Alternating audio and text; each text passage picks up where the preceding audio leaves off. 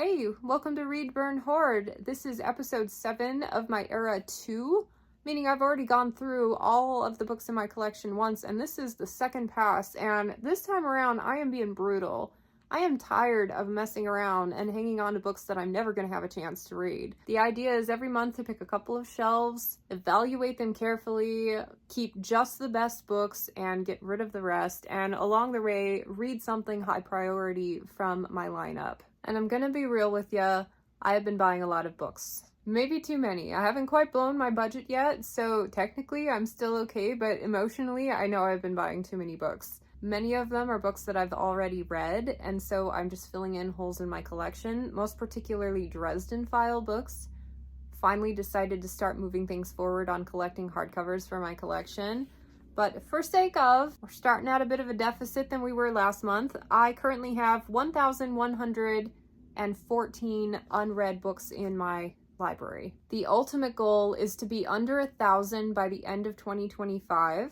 And at the rate in which I am getting rid of books, I am on track for that, but I'm definitely not helping myself. And actually, we should make that 1,116 because after so many comments of the same vein, I decided to pull back out of my sell pile the Night Runner series, books 1 and 2 by Lynn Flewelling. A lot of you told me how really good this series is and how disappointed you are that I let it go. And so thank you. You have saved what I'm hoping is a series that I'm really going to like based on your feedback. So thank you. So yes, we are adding 2 more back to the collection. And I love that. I love that if I let something go that was really a good, like, hidden gem, you guys will let me know. So thank you. This is working out really well for me. And as I've mentioned in past videos for this new era, this is a very heavy burn and hoard season of life that I'm in. The red component is getting handled by other challenges. Because what I used to do is pick a book off of the shelves that I was evaluating to read, but I was starting way too many series doing that and not having the bandwidth or time to go back and actually finish them out. Because if I pick a trilogy to read or like a 6-book series, it's going to be months before I finish that sucker. And then what am I going to do? Put one of these videos out every 3 to 4 months? Like, that's not going to work. So with my read intentions, I am just trying to pick up a lot of standalone titles that are really high priority that have made their way into my library. And based on a lot of discussion I had with my patrons on what kind of books they want to read as buddy reads, we ended up landing on Blood Over Bright Haven by M.L. Wong. This is the beautiful signed broken binding edition. I love this thing so much.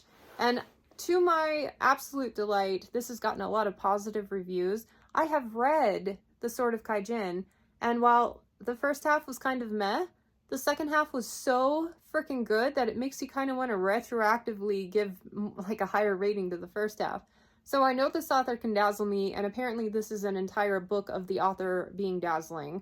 So we're going to pick this one up and read it, and I will report on it throughout this video. And by the end of it, we'll be able to check off yet one more unread book from this collection. So let me give you an overview on how the collection looks today. Things are getting a little messy. I've got some new acquisitions sitting here waiting to be read. But this one is cool. I think it's going to have more of a romance angle than I would like, but it's got freaking dragons on the sprayed edges, and I think it looks adorable, so I had to bring that one home. In any case, panning over, we have all of my unread books, which are these 4 bookcases plus the top shelf, plus these 4 bookcases, plus the top shelf, and then the shelf with the gap in it. That entire shelf is the end of the alphabet of the things I haven't read yet. The goal is to get those gone so that I have room to expand my read collection. And all of the books I've been hauling and reading recently end up down here until I have a chance to integrate them in. But you can see I've been working hard to collect some Jim Butcher books, which I think this is really cool for my collection. So the problem I'm having right now is all of the new stuff that I've been getting has just been sitting in front of the shelves. This is not cool. I would like to integrate these in, and so hopefully I can get rid of enough over the next couple months that I don't have any free-floating books just sitting around. So looking at things, we are getting down to the lower shelves. The ones we are going to be working with are these 2 shelves here, so let's get started. Okay, last time we evaluated, decided I was keeping the Tunnel series by Gordon and Williams. So this week we'll be starting on Monument by Ian Graham. As far as I know, this is a standalone, and it gives me wizard slash magician slash academic vibes, which I'm always for, but any feedback I've gotten on this book is that it was a little bit boring. So could be a good cover for kind of a mediocre story. Let me do some research. I am trying to be a little picky on what I keep and what I get rid of, but things like this is the reason this book has stayed around so long. So just the one sentence tagline: after unwittingly stealing a mysterious artifact, a drunken vagrant suddenly discovers that the fate of the world is in his hands. I love that. There's something about a character who is completely at rock bottom, but then possibly finds something worth living for that I find appealing. The ratings on this one are kind of all over the place. It seems to average out at, most people liked it at a 4-star level. Not too many people gave it a DNF or a 1 or a 2 star, so that's promising. And what little I'm gleaning from Goodreads is that it's slightly grimdark. I think this one would be worth hanging on to. So we're gonna keep. I have the Gone series here by Michael Grant. This one looks interesting. I really like young adult dystopian stories. The thing that irritates me here is that I am missing book 2. I bought all of these at Book Outlet on discount, and I would really like to go buy book 2 just so that I can relieve myself of the stress of having to start this series sooner, just to justify owning it. I feel like if I owned book 2, I wouldn't be so stressed, but I'm like, oh, I need to read that and see if it's worth spending more money on a book that I don't have. And my knee-jerk reaction is just to keep this story, but I actually am going to make myself look up every single last book on this lineup just to make sure, because I've been defaulting to just keeping stuff for years, and that is no longer serving me. So let me see what this one's about. Wow, this one has 200,000 ratings on Goodreads, and generally most people liked it at a 4 and 5 star level, so that's pretty good. The basic premise is that one day every adult vanishes and all that's left are the kids. That's a dystopian premise that could go the way of some awful stuff, but I'm thinking it's probably going to be quite tame given it's a young adult series. But I'm interested in the premise because right away I want to know what the solution is.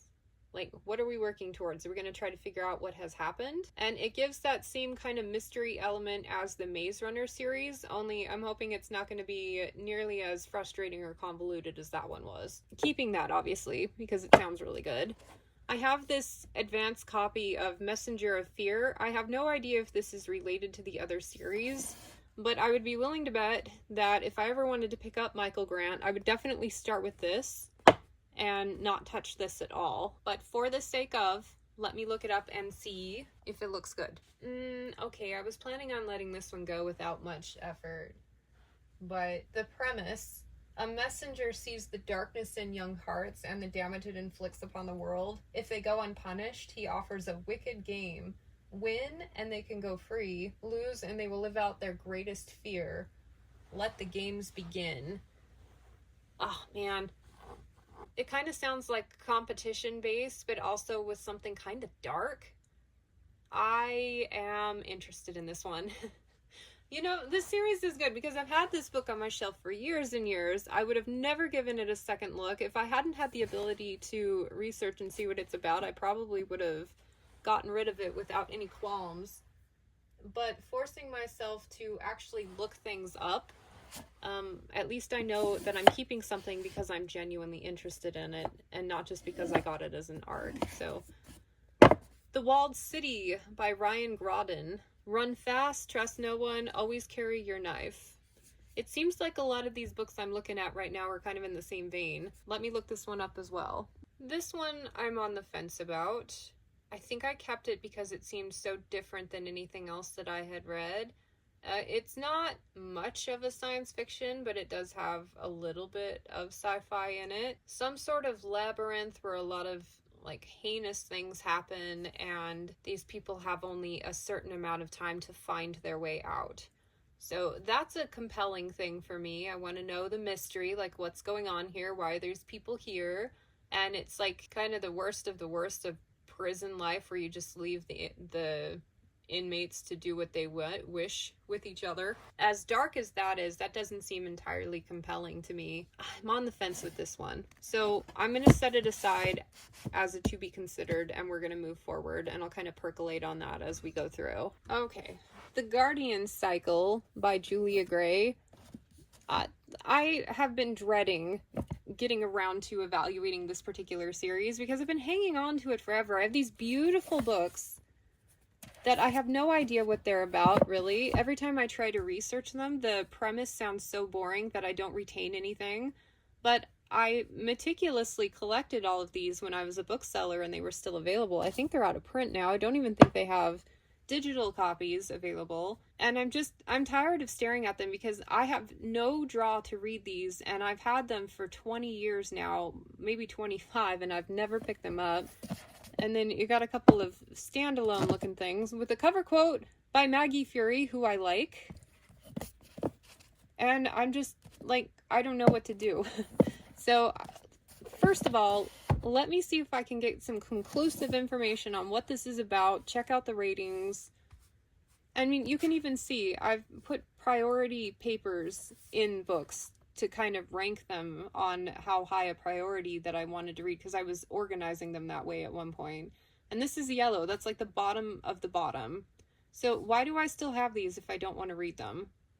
So I'm really hoping that when I look them up, it's going to give me conclusive reason one way or the other to either read these soon or unhaul them. Okay, so Goodreads is not very helpful at all. It's just kind of meh. So the initial premise of the book is that there's supposed to be a guardian born into this world. 2 imperial children are born who could possibly fulfill that role instead of just one. One is raised in the palace, the other is hideously disfigured and kind of banished, whatever, left to his own devices.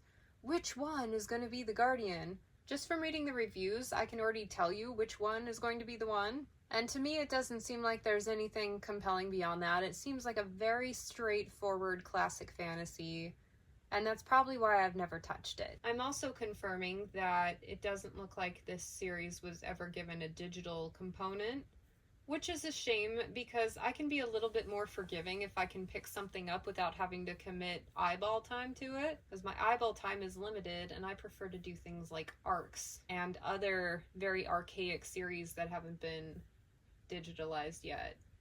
So that is also a problem, because if I let this one go, that means I have no way to get back to it and ever read it again unless I'm willing to hunt down copies. And let's face it, nothing is going to be as immaculate as this on the secondary market. Like, I take really good care of my books and always have. And I think if I let this go, I'm basically kissing goodbye any chance of ever reading them. But, like, even now, if I were to compare what I just read about that storyline to literally everything else in my collection, I wouldn't pick it up. I would not pick that up for within the next 5 years, probably not even within the next 10 years. I'm struggling to get through stuff that I am so excited for. And actually, even compared to everything on this shelf, it is last. So I think, as hard as it is, I am finally going to let these go. They're probably fine. The ratings were pretty average and, like, not a problem. Averaged around 4 stars. Most people liked it okay. But I need to make some cuts, and I think those are going to go. I'm going to look up these ones next and see if they look any better. Admittedly, this one sounds a little more interesting. Really cool world building based on a volcanic national park that actually exists in our world.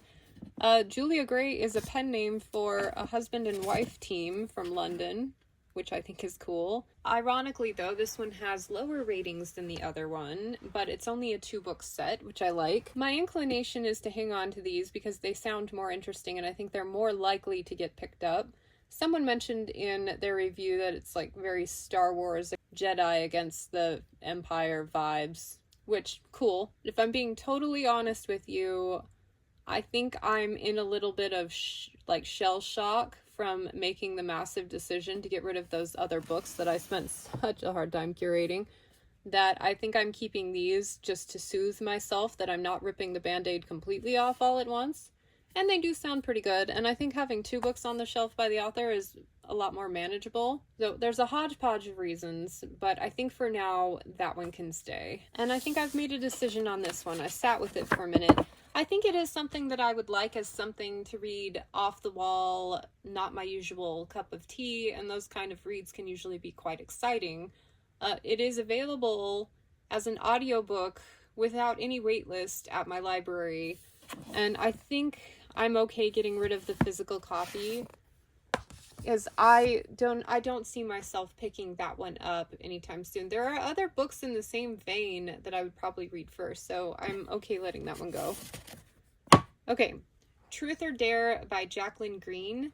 I did not bring this one home intentionally. This was in a ARC box collection that I won as a giveaway from a booktuber, or book blogger even, and I really haven't looked into it. I just stuck it on my shelves and left it as that. I do really like teen crime novel books. I'm too squeamish to read the adult ones, and so the teen ones are just graphic enough, but they still involve a lot of the psychology, which perfect. So let me see what this one's about. Incidentally, this is not a standalone book like I thought it was. It's a trilogy. Just reading a little bit about the premise, I can already tell you that I do not have the patience for this. It's like a game of truth or dare that gets way out of control and turns kind of deadly implications for 3 girls. Now, while plausible, it's frustrating to me because all of it's easily avoidable if someone would just grow a brain and grow up a little bit. Old and jaded. We can call me old and jaded, but I think I am not going to miss that one at all on my shelves, so yay, getting rid of it. Half Bad by Sally Green. I don't know what this one is about, but it got a lot of hype when it first came out, and my bestie said at some point that she thinks I would like it. So let me see what it's about. Now, granted, she recommended it to me like, 10 years ago? So who knows if today me would like it as much as before me. If I do remember correctly, this is written in second person, which I know that bothers a lot of people, but if it's done for a purpose, I love stuff like that. I love it when authors are creative and it just like breaks free from the cookie cutter thing. So let me look this one up. Okay, modern day England, 2 warring factions, witches and humans.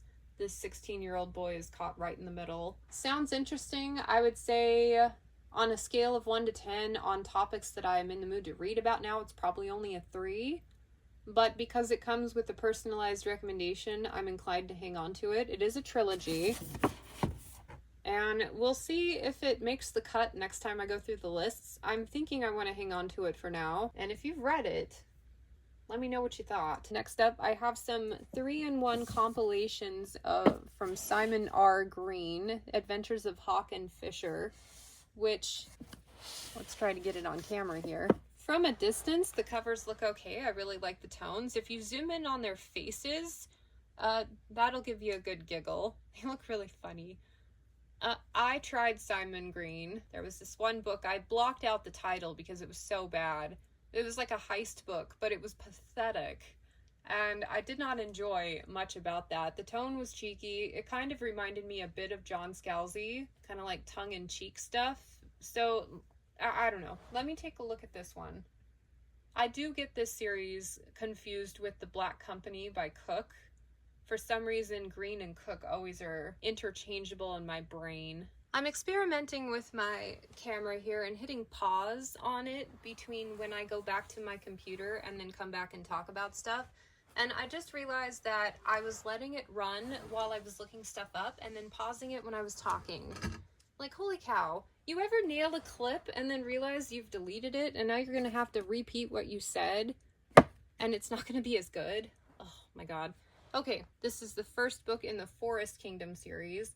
Now, the weird thing is books 6 and 7 listed in the Hawk and Fisher series were the exact same titles and covers for books 4 and 5 in this Forest Kingdom series. And upon research, I do believe they belong to this one and they were tied to this one by accident.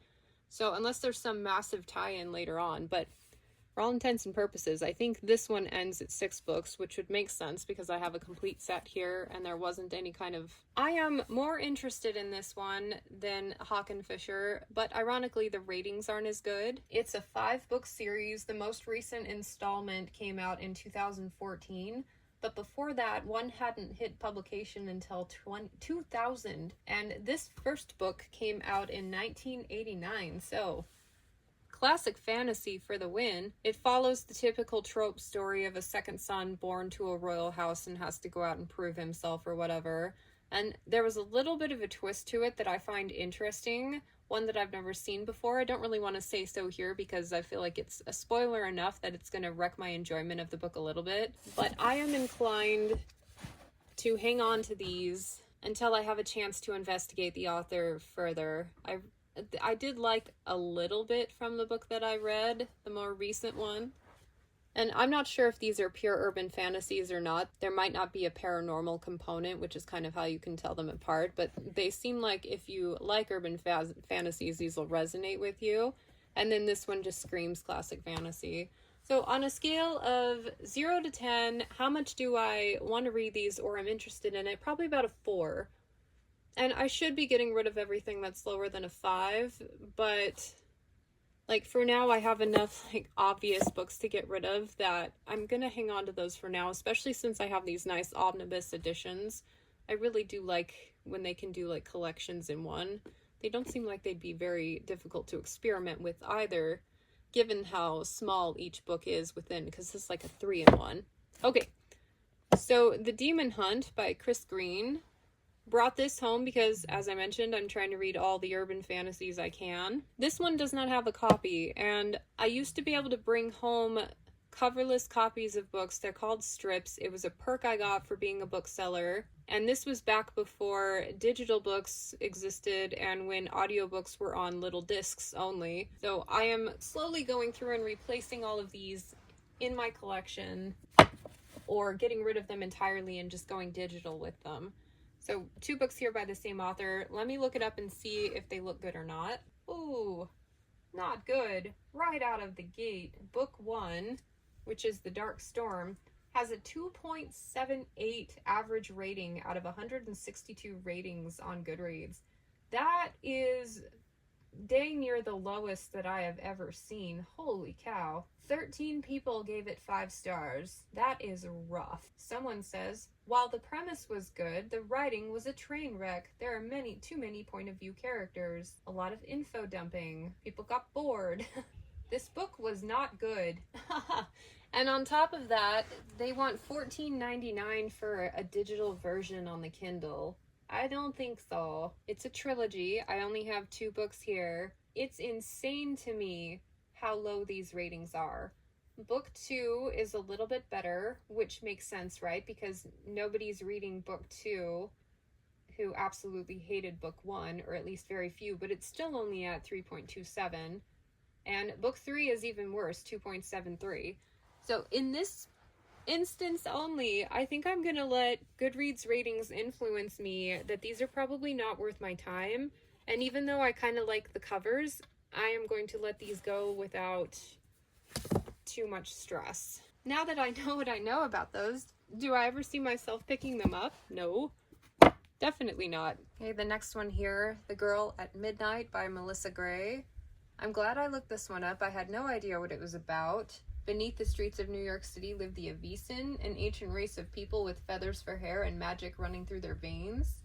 Age-old enchantments keep them hidden from all but one human. Echo, a runaway pickpocket who survives by selling stolen treasures on the black market. What I find compelling about that is the world building. I'm heavily influenced by world building in books.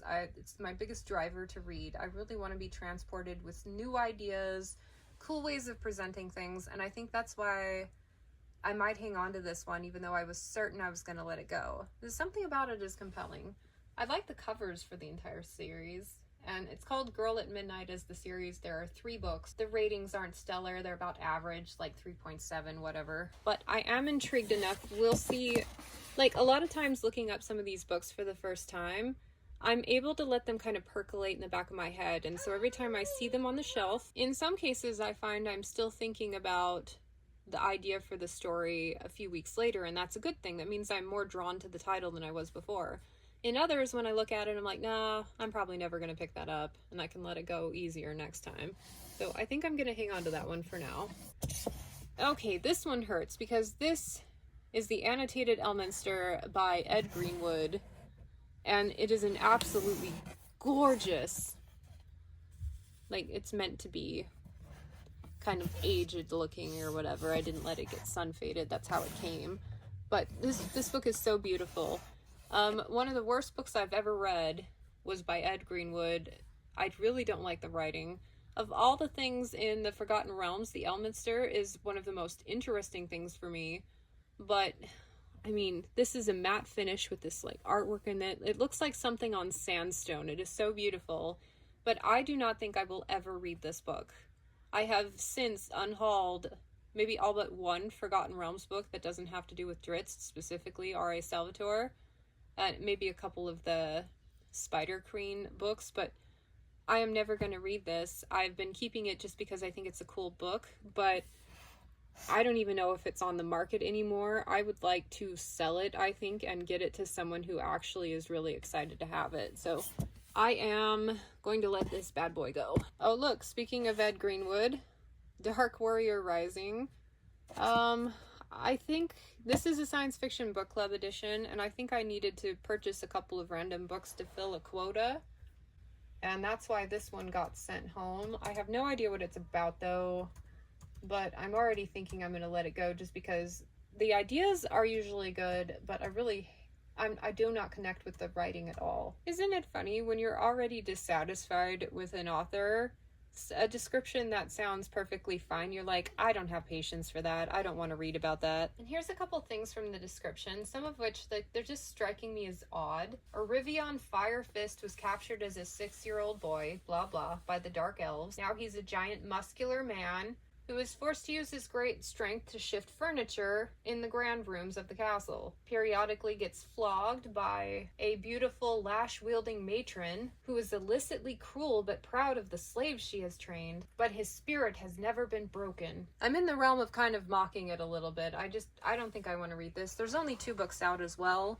It's not Forgotten Realm related, and I will probably never pick it up. So we're gonna let that one go too. Especially since it's a book club edition. Y'all know I hate that. Okay, another one that I got as a freebie in a giveaway box that was sent. No idea what it's about. I'm sure this one's fine. You know, there are some really dark, weird young adult books that I ended up loving, like Wither by Lauren DeStefano and Perfected by Kate Jarvik Birch. Both of those were stellar. And this kind of reminds me of that type of thing. But also it's one that I don't think I'll pick up of my own accord anytime soon. Also, the second book in the series was published in 2013. They were coming out a year apart, and nothing about the information on it indicates to me that it was supposed to be a duology. It kind of looks like the series just got dropped. And so it's in a post-apocalyptic world where plague has decimated the population. There's a lot of intrigue and betrayal and whatever. I don't think I'm going to read this. I did bookmark it at the library if they ever get a copy of it. Like, maybe I'll check it out, but I don't see myself picking that up at all within the next 10 years. Okay, so the next set, I only have a little bit more room on this shelf, and the next set of books are pretty big. So let's take a break now and talk about Blood Over Bright Haven, at least the first half of it, how it's going, and then we'll come back and finish out this shelf and work on the next one. Things are going great, peeps. Let's talk Blood Over Bright Haven for a minute. This book has been awesome so far. I feel like it was written just for me. Right from the beginning, total investment, these high stakes, a sense of mystery, magic things going on, and within the first couple of pages of chapter 1, I cared deeply about what was going on. I've read entire books that didn't have that same level of investment, and this one kicked it off right from the start. And then it went into a bunch of really cool spell work, like detailed spell work that showed the intricacies of it and spent a lot of page count on exploring the magic system. So cool! I love that kind of academic stuff, and I love it when authors really celebrate it in their works. This is every bit as strong as I've been told it would be, and right now I'm finding myself like, this is on the cusp of a 5-star read for me. It all depends on where it goes from here. It's been kind of the same level of intense. The beginning was really intense, and then from there it's just maintained, and we're kind of doing the same thing. So I'm hoping that it continues to be a 5-star, and like her other work, it ramps up at some point and gains some momentum. Because really, that's the only thing that's missing so far. Every other component is there for me. And you know, it's funny, with this writer, I feel like there's something that she's not doing well, but I can't pinpoint it, because the things that she's doing well, she's doing exceptionally. She's one of those writers that you don't care about the flaws because she is so good. Like, if I could take certain attributes from different writers and apply them to myself, I would definitely be taking her sense of engagement and addictive quality to the page. Like, it's so good. So can't wait to see what happens next, because I really hope it continues to be on a 5-star trajectory. Okay, we're back at it now. This is the series that I have sitting here next. It's so beautiful. This is the Bloodsworn set by John Gwynne. I really love this author. I have read Bloodsworn, but I've determined I would need to restart it before continuing on. And recently, Fury of the Gods just came out. It wraps up the trilogy. I am excited to read these. The problem is, I have 2 copies of them. Yeah, this is a problem. So you can see this edition here. This is a first edition, and it's a little bit beat up. I bought it on the secondhand market for a pretty penny, and then bought this one new, bought this one new. And then the broken binding, SOB, came out with these beautiful reprints, signed editions, immaculate condition. And I'm just having a dilemma on which one to keep and what to do. I've been thinking about it for a couple of weeks now. And the fact that I didn't buy this one new, I had to go out and curate it, and it's not in perfect condition, even though it's a first edition hardcover. I think I'm leaning towards keeping the ones that are nicer, and especially since they're signed. If these ones weren't signed, we'd be having a different conversation. Like, I always defer to the signed ones, I think. I don't know, I think I just convinced myself what I need to do. Even though I think it's really cool having a first edition, and I have hung on to duplicate editions when the broken binding has come out with stuff, I think I can let these go. So that being said, this is definitely high priority. We're going to do our pink jar evaluation at the end of this, where I add books to that to be drawn at a later date. This series is definitely getting added to that jar. And looking at everything else that's left on the shelf, I'm probably these are just kind of borderline, right? I'm not sure on them yet. I think I'll have more clarity the longer they sit here. I'm really glad I thinned things out, but these ones are just kind of like mid-range. I think the one I am most excited to try is the Gone series, especially given how many ratings it has. But I don't think it's good enough to get added to the jar. Okay, look at us go.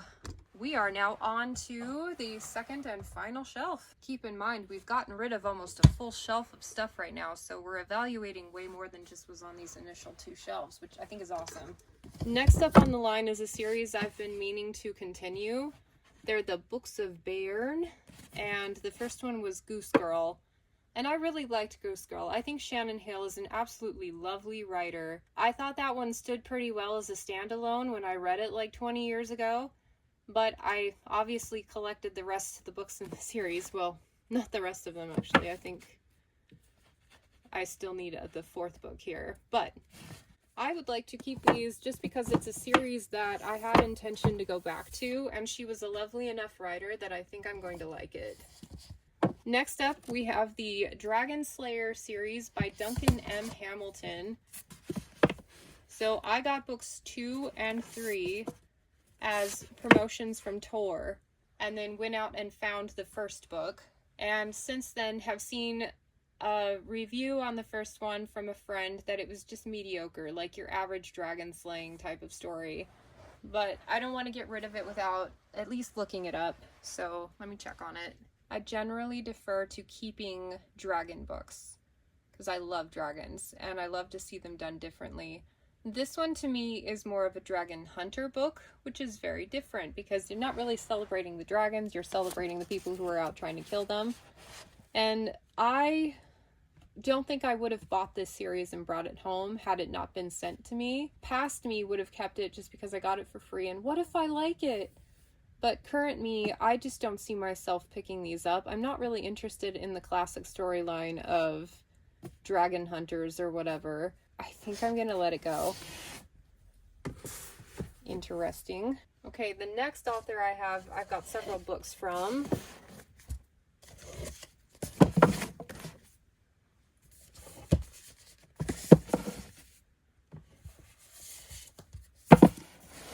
Laurel K. Hamilton, author of the Anita Blake series and the Meredith Gentry, but I haven't read those yet. Anita Blake, I've read the first like 12 or so, maybe a couple more, and I liked them pretty well. It ended up going a little bit too dark and too off the rails for me, so I put it down and then never came back to it. I do plan to come back to it, but right now I can tell you this coverless short story compilation, that's totally going. I do not need that. I also have a coverless paperback copy of Dance Macabre, which I think is the one that I was on, honestly. And I do not need to hang on to just a bookmark copy. And I don't know, Laurel K. Hamilton has so many books out that I decided I wasn't going to collect anything beyond these massive book club edition compilations that I have. I thought those were cool, and I really don't feel the need to collect beyond that. Now, I said the same thing with the Dresden Files and ended up getting rid of a few books later in the series and then ended up rebuying them recently. So that could happen, but I don't have that many books to begin with, and I got them on bargain. And so $6 at bargain price, add an employee discount to that, I paid like nothing for these. So I think I'm okay unhauling the Anita Blake stuff. And then, I mean, this one's a large print one, and it's paperback to boot. I probably don't need that, even if it is the other series. I do need to look up Meredith Gentry. I hear it's pretty racy, and I don't even know if any of these books are those. Let me see what I've got here. Okay, well, let me address this one. I picked this up at a used bookstore. I got into a habit, if I went in somewhere and didn't find anything to buy, I got disappointed, so I would just bring random stuff home. This is not related to any of her series, and it's probably decent, but I don't see myself picking that up, so I'm gonna let that go. Okay, we have here books 5, 6, and 8 in the Mary Gentry series. My inclination to hang on to it is because I do like Hamilton as an author, and I'm not giving up my Anita Blake stuff. I'm simply just keeping the initial ones that are in those really nice sets. What I have to ask myself here is, if I really like Mary Gentry, am I going to want to then go out and buy the ones that I'm missing, so 1 through 4 and then 7? That is the question. It depends on how much I like it. This is one of those instances where I wish I had at least started the series. But one thing that bothers me, continuity, published by the same publishing house. Why aren't we using the same font? And I bought these because I thought they were Anita Blake, and they were on sale, but I don't think I'm gonna keep these. Okay, hear me out with my logic. I'm having a hard time letting these ones go. Let's say I do read this series and end up loving it and want to collect it. What I can do now, which I've never been able to do before, is count that eventually someone might do a special edition or a compilation or something, and I'll be able to get a collector's edition of it. And in the meantime, I can let go of this hodgepodge for a series that I haven't even started yet and don't even know if I like. Now, if I had the first couple, like books 1 through 3, you betcha I would not be getting rid of those. But the fact that I have one so far down in the series, I think I'm ready to reclaim the space. So we're going to let those go as well. Okay, we're at the point where if I don't start keeping some stuff, we're going to be here forever. Okay, I have Unearthly and Boundless by Cynthia Hand. 2 different formats. Obviously, I always prefer hardcover, but I need to see if I think I'm going to read these. I've had these for so long, the idea of unhauling them is just really odd to me. The synopsis says, in the beginning there's a boy standing in the trees. this girl finds out she's part angel. And by the way, the boy happens to be named Christian, which I think is really funny. It says, Unearthly is a moving tale of love and fate and the struggle between following the rules and following your heart. I don't think there's enough sci-fi fantasy elements or anything different to compel me to this one. Also, I really don't like angel stuff. I've read a couple of good angel YA books, but I rate it right up there with the Fae. I just don't think I'm interested. So even though I've had these for years, I am also going to let them go. Next up, I have coverless copies of books by Laurie Handeland. And I'm telling you right now, these are not leaving my collection. I don't care if they don't have covers. This was my intro author to paranormal romance, starting with Blue Moon. Really liked the series. I thought it was so much fun, and I liked that characters you met in one book would make appearances in the next, and so there was a continuity there. And I saved a couple of them for a rainy day, to the point where I'm not going to remember any of the people, but I still would like to finish the stories out. The one thing I can get rid of is this short story compilation that had a Laurie Handeland story. I am positive that if it's worth reading, it's online somewhere. So I'm keeping these, and then she has an apocalypse, paranormal, doomsday book series rather, and I think I have the first two here. I'm definitely interested in reading those. So for now, those can stay. I'll get a wild hair to read one once every 3 or 4 years, and we're getting close. I have books 1 and 2 in the Lands of the Firstborn series by Gareth Hanrahan, and I've got book 3 on order. This one is definitely going into my pink paper high priority jar. Very excited for this one. Already have book 3 on order. I have read The Black Iron Legacy, and it was one of the coolest things I've read recently, so this is a definite keep. Special editions, Inkstone Press. I'm going to leave a gap for the third one. A Discovery of Witches, and a nice hardback that I got on discount forever ago. I am curious about this series enough that I've played with the idea of picking up copies of books 2 and 3, but just haven't committed yet. But it is one that I would like to try eventually. We have The Princess and the Hound by Met Ivy Harrison, and you don't often see puppies in teen books. Makes me inclined to keep it, but let me look it up and see if it's even something I want to read. I think the only reason I want to read this one is because she loves her puppy. So he's a prince, heir to a kingdom threatened on all sides, possessor of an animal magic which is forbidden by death in the land he'll rule. She's a princess from a rival kingdom, the daughter her father never wanted, isolated from true human friendship but inseparable from her hound. So you've got animal magic in there, but honestly, really nothing beyond that. It's more of a love story. It's called The Hound Saga. There are 5 books. Second one's The Princess and the Bear. Then it goes Snowbird, Horse, and Wolf. I just don't see myself picking this one up, even though I think it's cute. Let me see if it is available digitally. This is where I'm willing to get a little bit brutal, because am I willing to take up a slot on my shelf, knowing that I will probably not explore this within the next 10 years? Like, it sounds interesting, but it's not something I feel compelled to read. I think I would rather have the space, and especially since I have a list of things here that I'm actually really excited to read, this one just is like a meh. So I bookmarked this one as an ebook to consider for my Kindle, and I am willing to let the physical copy go. Tree of Water by Elizabeth Hayden. This is book 4 and the final book in the Ven Polytheme series. It's in the same world as her adult series Symphony of Ages, which I love so much. The first book is such a hard sell, but if you can get beyond that, the character work, the world building, the plot, everything is so beautifully done. And this kids series has been just as breathtaking, but obviously written for kids. And this is the last one I have to go. I need to make that one a priority. And then recently, I picked up Never Die by Rob J. Hayes. I love the cover artwork on this. And I like the premise. I love Asian fantasy, and this is definitely a high priority as well. So we're going to keep this. People, I have gotten rid of yet another full shelf worth of stuff. This is awesome. An advanced reader's copy of The Hero's Guide to Saving Your Kingdom by Christopher Healy. This one just looked cute, but I probably have kept it because it looked cute. It reminds me of How to Train Your Dragon, just from vibes. So let me check it out. So Prince Liam, Frederick, Duncan, and Gustav. You've never heard of them, have you? These are the princes who saved Sleeping Beauty, Cinderella, Snow White, and Rapunzel, respectively. And yet, thanks to those lousy bards who wrote the tales, you likely only know them as Prince Charming.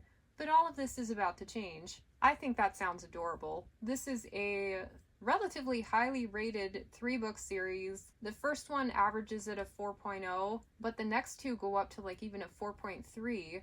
So that looks great. That looks like just the right amount of fun and a fun twist on some Disney stuff. Even though it's not Disney affiliate, but keeping. Ooh, we're getting close. I recently picked up this hardcover copy of Plague of Giants because I had gotten the next 2 books from Book Outlet, and I knew this is one that I wanted to start. I have on good authority that it's a good series, so it's one that I would like to dive into. So I'm glad that now I have a full set. And I got this one on Pango. I didn't pay too terribly much for it, and it's in relatively decent condition. I think it's even signed. Nope, must have passed up on the signed one for whatever reason. All right, we are done. This is amazing. Okay, here's my little pink jar. This has all of the high priority series that I've identified on these shelves so far. And eventually, my intent is to fill this jar up with this past, and then we'll go through and we'll start reading them in future videos. So once we get through era 2, we'll start era 3, where it'll be more about the reading component. I plan to not only pick things from this jar to read, but also do what a lot of people have been suggesting and read like the first couple chapters or so from some of the books that I'm evaluating and learn more about them. We're getting rid of the stuff I don't think I want to read now, and then once we've got it narrowed down to the best stuff, that's when I feel comfortable committing that kind of time. So let's add the ones I'm going to keep for this. Definitely the Bloodsorn Saga. Definitely the Land of the Firstborn. I think I would really like to start Never Die, so that one's going to get added. And then this one, Plague of Giants, is one I would say scale of 0 to 10, it's probably at a 6. So just a little bit better than mid, not quite high priority yet.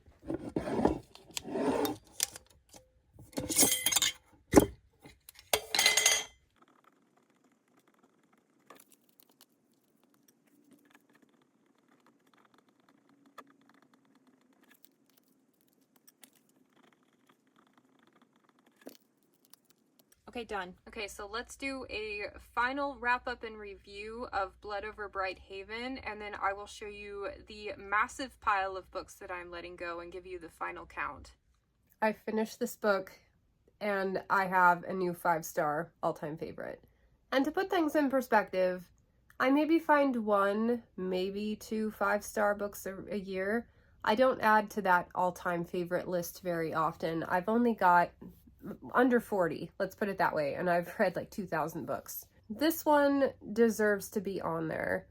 The momentum thing, like right after I finished recording that last update, the story took off.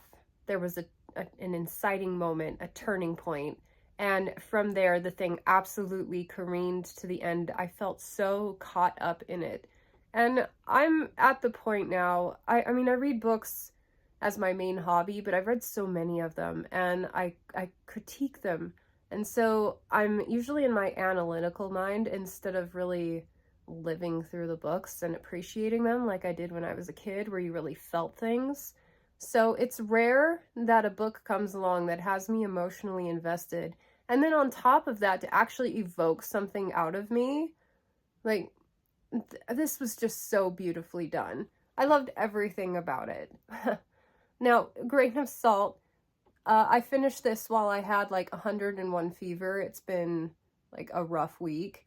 And so I was probably at a bit of a weak point, but like getting emotional while dealing with a fever, I made my headache so bad and the sinus pressure was awful. But I do believe this is a book that would have affected me regardless. So solid 5 stars. If you haven't read this one, I would suggest, pick this one up even before Sword of Kaijin, because that one's a bit of a harder sell, but it was also a really good book. It just took a while to get going. This author is incredible.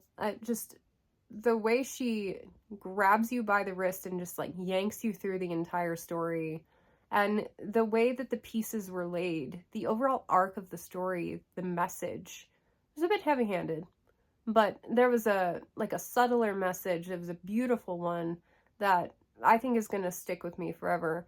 And honestly, I read a lot of really good books. I think the ones that separate the true solid 5 stars from my like half-committed 4.5 out of 5 stars is really good momentum, having a sense of motion with the story, and then how well does it stick with you once you've put it down. And this is an experience, you know what I mean? Like, there are books that hit at the exact perfect time in your life, whereas the book itself is probably like a 3-star read, but it just hit just right.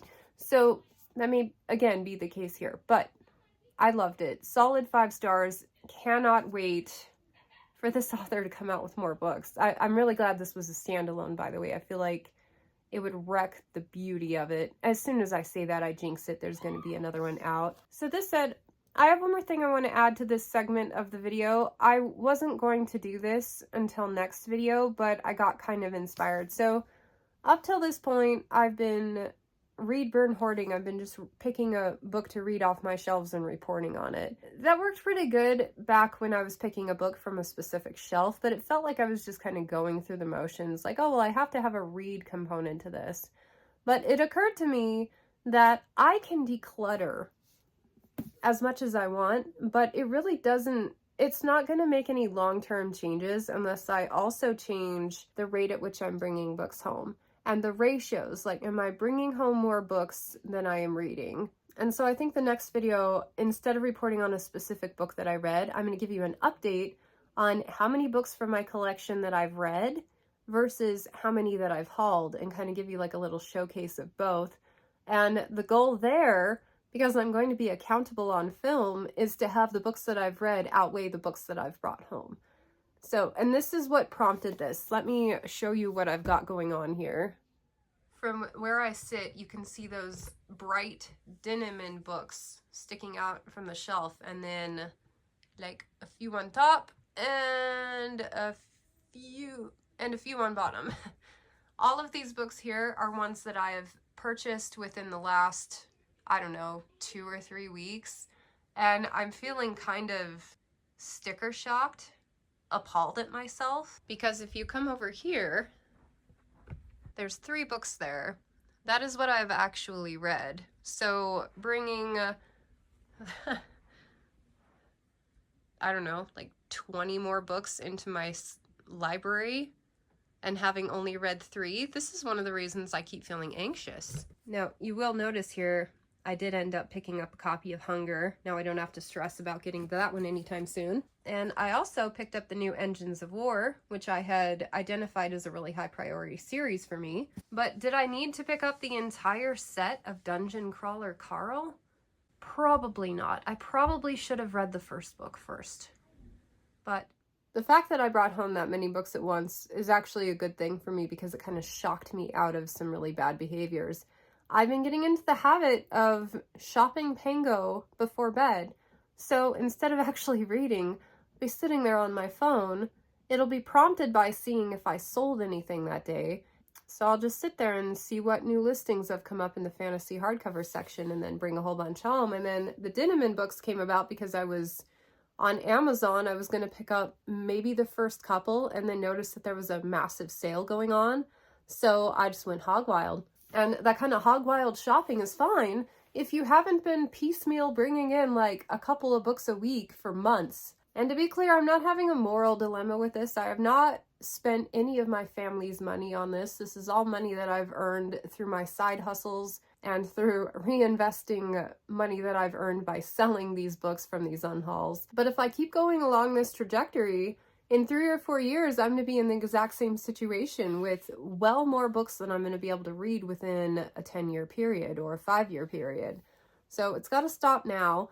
And I've decided one of the issues I have is that I fear missing out on the initial print run availability of a hardcover, which is a legit fear, because it feels like they only stay on market for like 3 or 4 months before they're out of print, and then you're hunting the secondary market and you end up paying a lot more. The problem is I've been buying everything regardless of how long the availability, like they might hang around, you know? Because there are some books that I picked up this month that will always be available because they're in abundance and you can see them like they're a dime a dozen on Pango, but I keep buying them. I know how doing this right looks. Like, I know which books are incredibly high priority and ones that I would be willing to drop everything and read immediately. That is not how I've been buying lately. I've been in this kind of addictive cycle of purchasing. So I've told myself, it's June. Now, between the end of the year, I'm giving myself a specific budget for those new cannot wait to read titles, like Strength of the Few by Eilington, like This Kingdom Will Not Kill Me by Eloda Andrews, books that I am dying to read, and the countless book box subscriptions that I'm doing with the Broken Binding and Inkstone Press and whatnot. Okay, so I've got a budget there. I have a little wiggle room for stuff. I don't think there's anything that's going to come out between now and December that I'm going to totally miss out on if I don't buy just right away, especially if it's stuff that wasn't already on my radar. A lot of this stuff I've been picking up because after the fact I've been hearing that they're really good and I want to get copies. So this is me announcing a book buying ban, or at least more intentionality, and I'll be reporting on it in my Read, Burn, Hoard videos. You're definitely going to get another couple of book hauls because I have all of these to report, plus a bunch of read books that I've been filling in holes in my collection and replacing paperbacks with hardcovers. There's a whole bunch of those I haven't shared yet. And then stuff that I bought between the first of the year and now from Broken Binding is just now starting to get shipped. So I got a lot of stuff on its way. But I've basically deleted Pango from my phone. It's such a great site, but man, I got problems. And my goal now, I'm saying it to you, is to have read more books per month from my physical collection than I have bought. And we'll see what I can do, because that's the only way that I'm going to be able to actually complete the intention of this Read, Burn, Hoard project. It's all well and good to get rid of like 30 titles every time I do one of these vids, but that'll only last me so long. And once I get through the entire section, I know the second pass I'm not going to be that brutal. So it starts here, and you'll have to forgive me because I've been a little sick, but I think the point of all of that was that I'm no longer going to be reporting on a single title. I'm going to be just sharing my progress with how many books that I've read out of my own collection that month and giving you a little synopsis off of that. We will get really into the reading of the books during the next pass. We're approaching the halfway point of this particular era, and the next era is going to be the fun one where I can go through and try the first chapter of a couple of the books. But right now there's just too many that I'm willing to get rid of without even trying. So we're going to ride that as long as we can and then dive deeper into the read portion during Era 3. So for now, I got goals. We'll see what we can do. Okay, the final count, 32 books. I am letting go of 32 books, and just looking at it on camera, I don't think I'm going to miss any of these. Once I made the decision to let it go, it felt like the right one, and now I've got on my shelves just books that I am absolutely excited to read. With Blood Over Bridehaven having been read, getting rid of this many books brings me down to 1,083 unread books. I only have 83 more to let go or to read to reach my goal, and that is so exciting. Now, as far as the shelf looks, we have here really a good consolidation of the things I'm actually interested in reading. I am so happy. And clearing out all that space, look at all this down here. Holy cow. So I have a little over 2 shelves of empty space, which will be great for fitting in all of the odds and ends. I actually think the odds and ends are so few that I'll still end up with about a shelf and a half worth of room to then, panning up here, thin this out even more. Thank you so much for coming along with me on this video series. I am having a ball. This has been such a fun project, and I appreciate all of the positive feedback that I've been getting from you, that you've been enjoying it as well. So thank you so much. Subscribe if you haven't already, and I will catch you on the next episode. Bye.